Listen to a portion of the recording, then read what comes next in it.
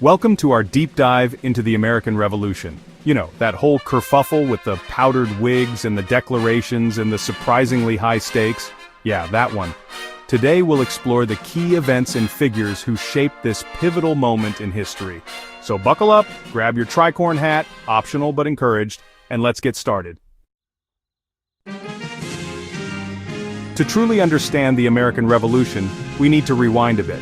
Imagine yourself in the American colonies in the mid-1700s. The British government, with its fancy tea parties and even fancier wars, needed money. Enter a series of increasingly unpopular taxes and acts. The Sugar Act, the Currency Act, all designed to squeeze revenue out of the colonists. The colonists argued that they had no representation in the British Parliament, famously crying "no taxation without representation." The colonists were also restricted in their westward expansion by the Proclamation of 1763, which, while intended to prevent conflict with Native American tribes, further fueled resentment towards the Crown. All these grievances, these simmering tensions were like kindling, just waiting for a spark. And oh boy did that spark come. In 1765, the British Parliament decided to implement a new tax on the American colonies, the Stamp Act. This little piece of legislation required colonists to pay a tax on all sorts of printed materials, from newspapers and pamphlets to legal documents and even playing cards. The Stamp Act was a direct challenge to the colonists' sense of autonomy and their right to self-govern. The reaction was immediate and intense.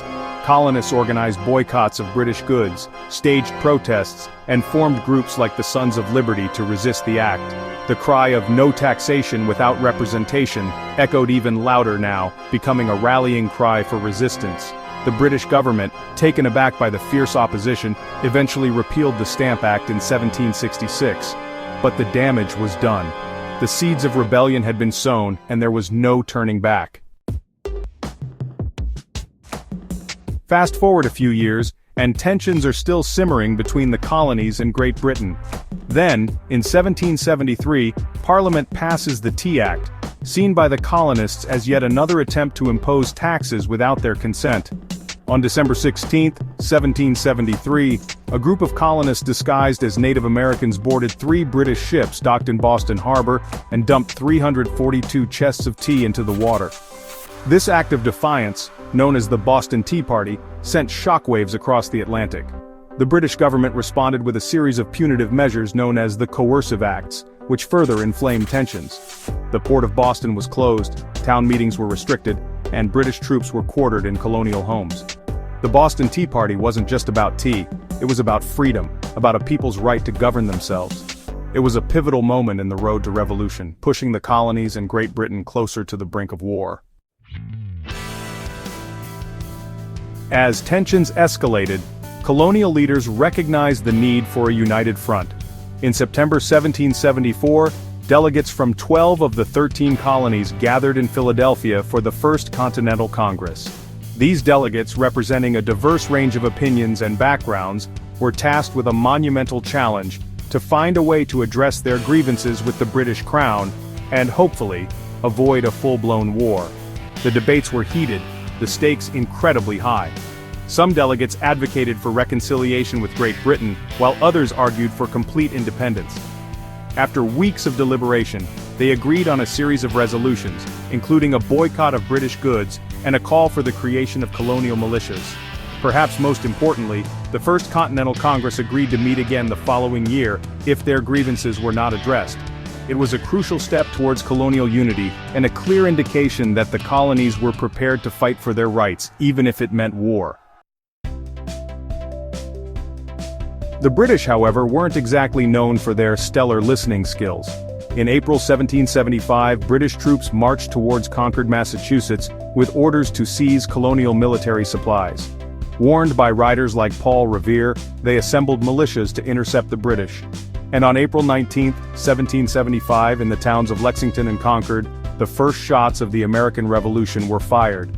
The battles of Lexington and Concord were brief but significant. They marked the beginning of armed conflict between Great Britain and its American colonies, shattering any remaining hope for a peaceful resolution. These battles also revealed the determination and fighting spirit of the colonial militia. The shot heard round the world, as Ralph Waldo Emerson would later call it, had been fired, and there was no turning back. By the summer of 1776, it was becoming increasingly clear that a clean break with Great Britain was inevitable. The Second Continental Congress, meeting in Philadelphia, tasked a committee of 5 men, Thomas Jefferson, John Adams, Benjamin Franklin, Robert Livingston, and Roger Sherman, with drafting a document that would declare their independence to the world. And so, with quill in hand, and the weight of a nation on their shoulders, they crafted one of the most important documents in human history, the Declaration of Independence. On July 4, 1776, the Continental Congress adopted the Declaration of Independence, marking a turning point in the American Revolution. It was a declaration of war, a declaration of self-belief, a declaration that a new nation had been born. The Declaration of Independence wasn't just a piece of parchment, it was a beacon of hope, a symbol of freedom that would inspire generations to come. Now, the American colonies, while full of revolutionary fervor, weren't exactly a military powerhouse.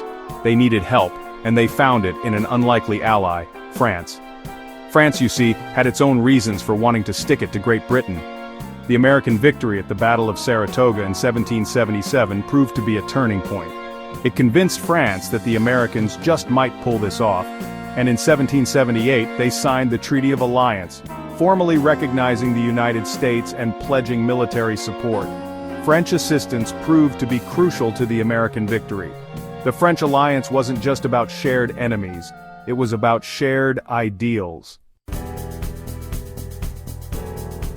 The American Revolution wasn't just about glorious victories and inspiring speeches. It was also a story of betrayal, of broken trust, and the complexities of human loyalty. Enter Benedict Arnold, a once-respected American general who, disillusioned by perceived slights and lured by promises of power and wealth, decided to switch sides. In 1780, Arnold, entrusted with command of West Point, conspired with the British to hand over the fort, a strategic location that controlled a vital stretch of the Hudson River. His plan, however, unraveled when his British contact, Major John Andre, was captured with incriminating documents. Benedict Arnold became synonymous with the word traitor, his name forever etched in history as a symbol of betrayal and treachery. By 1781, the war had dragged on for 6 long years. The British, though still a formidable force, were weary of the conflict. The Americans, bolstered by their alliance with France, sensed an opportunity to deliver a decisive blow. That opportunity came in the fall of 1781, when a combined American and French force, led by General George Washington and Comte de Rochambeau, laid siege to Yorktown, Virginia, where British General Charles Cornwallis and his army were trapped. On October 19, 1781, with his army depleted and his escape route cut off, Cornwallis surrendered to Washington. The siege of Yorktown was a decisive victory for the Americans, effectively ending major fighting in the Revolutionary War. The news of the victory at Yorktown sent shockwaves across the Atlantic, signaling the end of British hopes of crushing the rebellion. The victory at Yorktown didn't immediately end the war.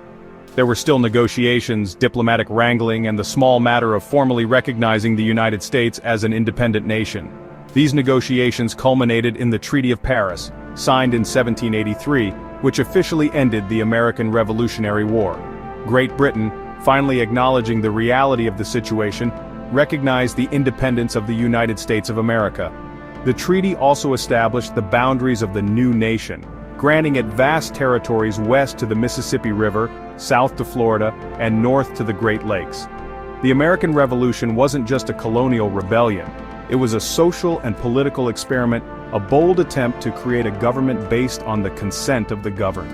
And while the journey ahead would be fraught with challenges, the legacy of the American Revolution, of its ideals and its sacrifices, would continue to shape the nation and the world for centuries to come.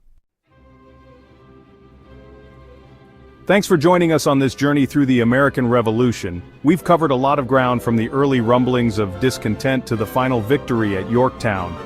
But the story of the American Revolution isn't confined to dusty textbooks. Its legacy lives on in the ideals of liberty, equality, and self-government that continue to shape our world today. Don't forget to like, comment, and subscribe for more historical deep dives. See you next time.